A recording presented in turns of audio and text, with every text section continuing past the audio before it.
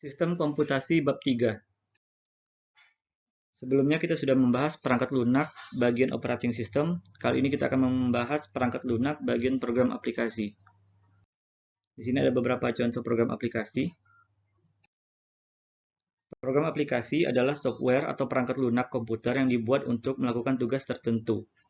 Jika sistem operasi komputer misalnya Windows berfungsi untuk melakukan operasi dasar, program aplikasi tertentu bisa kita tambahkan atau install untuk melengkapi kemampuan sistem operasi komputer untuk melakukan tugas-tugas yang lebih spesifik. Ada banyak sekali program aplikasi komputer. Secara garis besar, jenis program aplikasi komputer berdasarkan kegunaan dan contohnya sebagai berikut. 1. Aplikasi penjelajah internet. 2. Aplikasi persuratan. 3. Aplikasi pembaca multimedia. 4. Aplikasi pengolah multimedia. 5. Aplikasi penyimpanan online. 1. Aplikasi penjelajah internet. Berikut ini adalah beberapa aplikasi penjelajah internet yang bisa kita gunakan. Antara lain, yang pertama Internet Explorer. Windows Internet Explorer atau IE adalah sebuah peramban situs web dan sebuah perangkat lunak yang tertanam pada sistem operasi Windows. Pengguna bisa memanfaatkan peramban untuk mengakses situs-situs website tanpa harus melakukan instalasi peramban lainnya. Ini contoh tampilan dari Internet Explorer. Yang kedua adalah Windows Edge. Microsoft Edge adalah peramban situs web yang dikembangkan oleh Microsoft dan sama dengan peramban Windows Internet Explorer, di mana Microsoft Edge juga termasuk dalam sistem operasi Windows. Namun, pengguna juga bisa menggunakan peramban Microsoft Edge ini pada piranti smartphone. Ini contoh tampilannya. Yang ketiga adalah Google Chrome. Google Chrome adalah peramban situs web yang dikembangkan oleh Google. Peramban ini bisa digunakan di semua sistem operasi seperti Windows, Linux, macOS, bahkan saat ini sistem operasi Chrome OS telah dirilis. Google Chrome sering menjadi rekomendasi pengguna peramban karena layanan dan kemampuan yang lebih fleksibel dan stabil dibanding peramban lain. Ini tampilannya. Yang keempat adalah Safari. Safari adalah browser web grafis open source, sebagian berbasis WebKit yang dikembangkan oleh Apple. Ini pertama kali muncul sebagai bagian dari macOS 10 Panther di Mac pada tahun 2003. Kemudian, versi seluler diperkenalkan sebagai bagian dari iPhone OS 1 di iPhone dan iPod Touch pada tahun 2007. Saat ini didukung di macOS, iOS, dan iPadOS. Ini tampilannya. Yang kelima adalah Mozilla Firefox. Mozilla Firefox atau Firefox aslinya bernama Pinnacle dan kemudian untuk sesaat dikenal sebagai Mozilla Firebird. Adalah peramban situs web dengan platform bebas yang dikembangkan oleh Yayasan Mozilla. Peramban ini juga sering menjadi rekomendasi yang positif bagi pengguna selain peramban Google Chrome. Ini tampilannya. Lanjut, ini adalah contoh logo dari aplikasi penjelajah internet. Ini Safari, ini Edge, ini Internet Explorer, ini Google Chrome, dan ini Mozilla Firefox. Lanjut kita bahas yang aplikasi yang kedua, yaitu aplikasi persuratan. Aplikasi persuratan adalah aplikasi yang berfungsi untuk membantu kita mengirim pesan elektronik dengan memanfaatkan aplikasi-aplikasi berikut. Yang pertama adalah Google Gmail. Gmail adalah layanan email gratis yang disediakan oleh Google. Pada 2019, ia memiliki 1,5 miliar pengguna aktif di seluruh dunia. Gmail dapat menjadi rekomendasi bagi pengguna karena memiliki layanan dan fitur yang baik dan sangat mudah untuk digunakan. Ini tampilannya. Yang kedua adalah Yahoo Mail. Yahoo Mail adalah sebuah penyedia surat elektronik atau webmail yang dimiliki oleh Yahoo. Ini tampilannya. Yang ketiga adalah Outlook. Outlook.com adalah aplikasi web pengelola informasi pribadi dari Microsoft yang terdiri dari layanan webmail, kalender, kontak, dan tugas.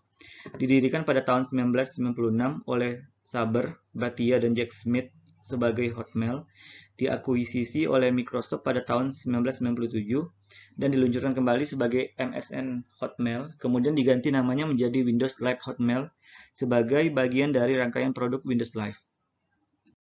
Ini tampilannya Outlook, ini Gmail, dan ini Yahoo.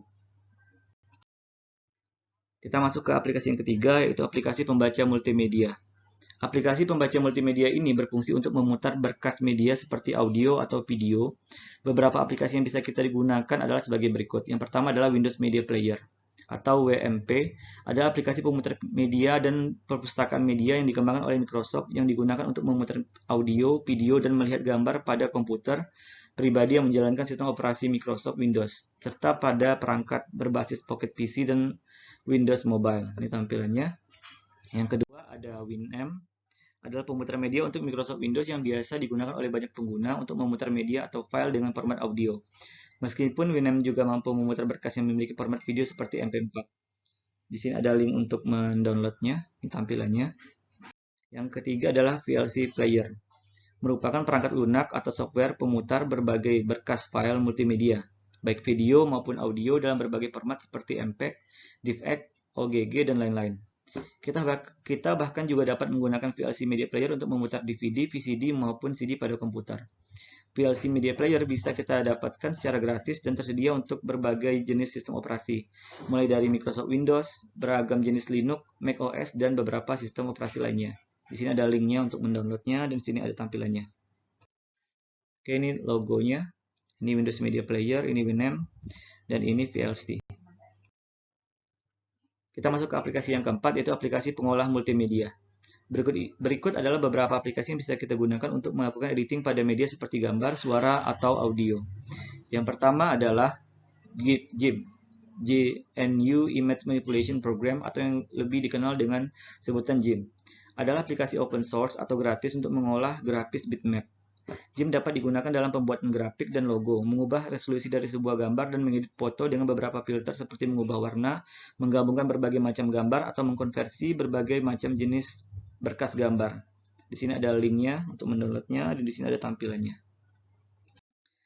Yang kedua adalah Audacity. Audacity adalah perangkat lunak aplikasi perekam dan editor audio atau suara digital secara gratis. Aplikasi ini tersedia untuk Windows, macOS, Linux, dan sistem operasi mirip Unix lainnya.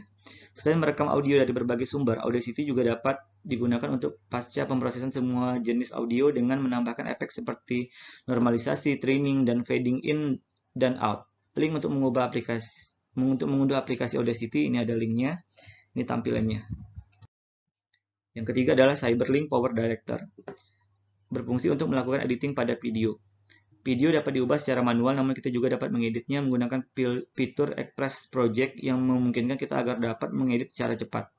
Cyberlink Power Director bahkan mampu memenuhi kebutuhan secara profesional di mana memiliki fitur seperti 360 video editing, motion tracking, hingga color adjustment. Software video editing ini hanya membutuhkan minimal RAM 2 GB untuk dapat menggunakannya, sangat cocok untuk digunakan bagi pemula. Di sini ada linknya, dan di sini ada tampilannya. Oke, lanjut. Kita masuk ke yang kelima, aplikasi penyimpanan online, yang terdiri dari Google Drive dan Microsoft OneDrive. Google Drive dan Microsoft OneDrive adalah salah satu layanan penyimpanan file data yang tersinkronisasi secara cloud. Dalam hal ini, tentunya kita dapat menyimpan dokumen apapun pada server mereka, yaitu Google dan Microsoft, yang dapat diakses dimanapun dan kapanpun sesuai kebutuhan. Perlu diketahui ada beberapa macam penyimpanan data selain Google Drive dan OneDrive seperti Dropbox, G2 Storefront, Box, iCloud, dan lain sebagainya. Terima kasih.